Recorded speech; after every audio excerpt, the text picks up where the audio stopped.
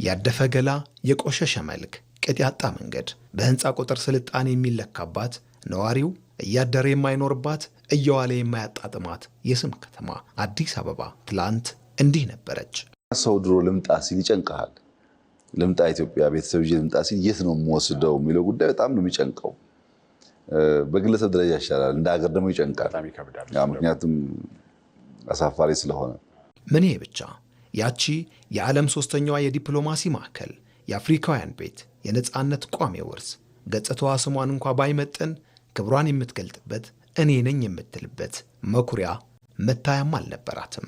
አፍሪካ ውስጥ እንደምታውቀው ሁሉም ሀገራት በኮሎኒ ተገዝተዋል።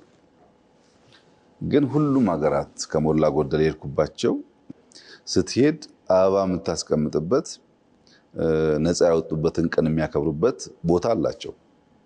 እኛ እኮ አድዋ ሙዚየም እስከሰራንበት ጊዜ ድረስ የውጭ ሰው ስቴት ቪዚት ቢመጣ እዚህ ጋር ሄደህ አበባ አስቀምጥ የምንልበት ቦታ እኮ አልነበረንም እንደ ሀገር። ይሄ በጣም አሳፋሪ ነገር ነው ኢትዮጵያን ለሚያክል ሀገር።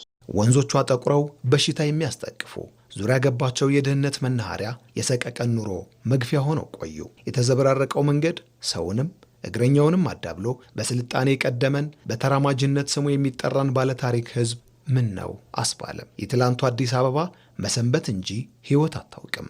መኳኳል እንጂ መዘመን አልሆነላትም። የመደመር መንግስት ይህንን የመቀየር ቁጭት አሳደረ። ለውጡም የሚታይ የሚጨበጥ ለመሆን በቃ። ለውጡ የጀመረው ከእይታው ነበር።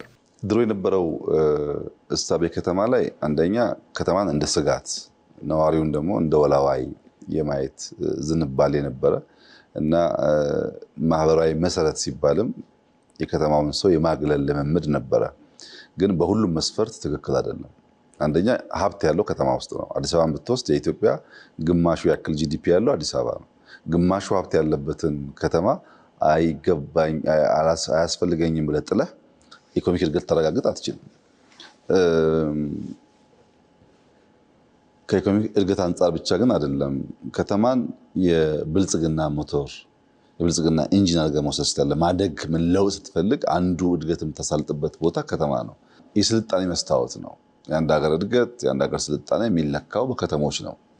ነዋሪውንም የወሰድክ እንደሆነ የለውጥ ባለቤት ነው፣ ኢኖቬተር ነው። ጥሮ ግሮ ለመለወጥ ሪስክ ቴከር ነው። ዜጋው የሚያጣጥመው ተመልካች የሚመሰክረው ብልጽግና የሚታየው ማዕከል የሚሆነውም በከተማ ነው ብሎ ያመነው የመደመር መንግስት ወንዞቿን አጽድቶ ዳርቻው ላይ ህይወት ሰርቶ በሰፊው መንገድ የተሳለጠ ትራንስፖርትን ሲያነብር የከተማ ጽዳትና ውበት እንደ ቅንጦት ይታይበት ዘመናዊነት በህንፃዎች ብዛትና በፋብሪካዎች ጭስ ይለካበት ከነበረው ቆሞ ቀር ሐሳብ በመላቀቅ ነበር።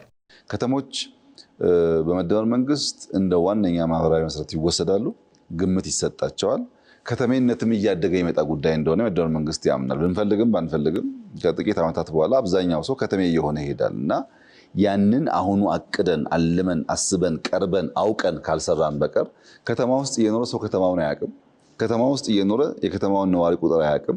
ከተማ ውስጥ እየኖረ ምን እንዳለ እንደሌለ አያውቅም። እንደዚህ የሚሆንበት ሰዓት አጠቃላይ እድገት ለማረጋገጥ አስቸጋሪ ስለሆነ አዲስ አበባ፣ ሐዋሳ ወይም ሐረር፣ ድሬዳዋ፣ ባህር ዳር እንደ መፈተኛ ናቸው፣ እንደ ቻሌንጅ የምንወስድባቸው ኤሪያ ናቸው እንጂ እንደ ሰከንደሪስ የሚታዩ አይደሉም።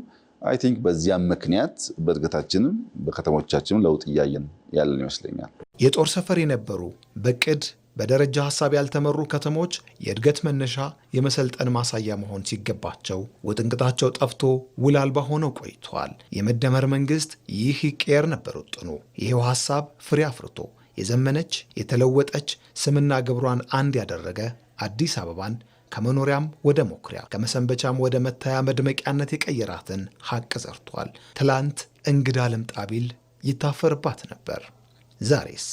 አሁን እንደዚህ አይነት ችግር የለም። አሁን ወደ ምስራቅ ከፈለገ ማማረጥ ነው፣ ወደ ሰሜን ከፈለገ ወደ ደቡብ ከፈለገ ብዙ አማራጮች እየተፈጠሩ ነው ያሉትና እነዚህን ጉዳዮች እያሰፋን እየሰለጠን ሰው መቀበል ሰርቪስ ፕሮቫይድ ማድረግ እየለመድን ስንሄድ ብዙ የቱሪስት ፍሰት ወደ ኢትዮጵያ እንደሚመጣ ወደ አፍሪካ እንደሚመጣ እምነት አለ። በቀደመችው አዲስ አበባ ኑሮ በጥግግት ባደፉ ጣራዎች በኮሰመኑ ጎጆዎች የቆሸሹ ወንዞችን ተከትሎ ሳይቀር ይገፋ ነበር። ኮሪደር የቀየረው ይህንን ያልተገባ ታሪክ የማይመጥን ክፉ ስም ነው። መንገድ መኪና ማቆሚያም መኪና ብቻ ማስተናገጃ የሚሆንበት አሰራር ዛሬ የለም። እግረኛውም ብስክሌትም የሚጠቀመውም ሁሉም በነፃነት ይስተናገዳሉ። ለምሳሌ 1 ሚሊዮን መኪና አለ ብለን ብንወስድ ወይም 6-7 ሚሊዮን ሰው አለ ብለን ብንወስድ የመንግስት ትኩረት የነበረው ለነዛ 1 ሚሊዮን መኪናዎች አስፋልት መስራት እንጂ ለነዚህ 5-6 ሚሊዮን ሰዎች በእግራቸው መጓዝ እንዲችሉ የሚያመቻች እሳቤ አልነበረም። ወይም አካል ጉዳተኛ በጣም ከፍተኛ ቁጥር ኢትዮጵያ ውስጥ መንቀሳቀስ ቢፈልጉ እነሱን ታሳቢ ያደረገ አልነበረም። ወይ መኪና አልፈልግም ሳይክል እጠቀማለሁ ቢል ሳይክል ለመጠቀም የሚያስችል አስቻይ ነገሮች ኢንፍራስትራክቸር አልነበረም። ስማርት ትራንስፖርት ስንል እነዚህ ሁሉ ያካትታል። የመደመር መንግስት የደረጃው የከተማና የከተሜነት እይታ አዲስ አበባን ዳግም ወልዶ የክልል ከተሞችን እንዲጸነሱ ምክንያት ሆኗል። አሁን ከተማና ከተሜነት ለፖለቲከኛውም ማህበራዊ መሰረት መሆን በሚችልበት ደረጃ ላይ እንዲደርስ የመደመር መንግስት እሳቤ በቂ አመክንዮን በተግባር አረጋግጧል።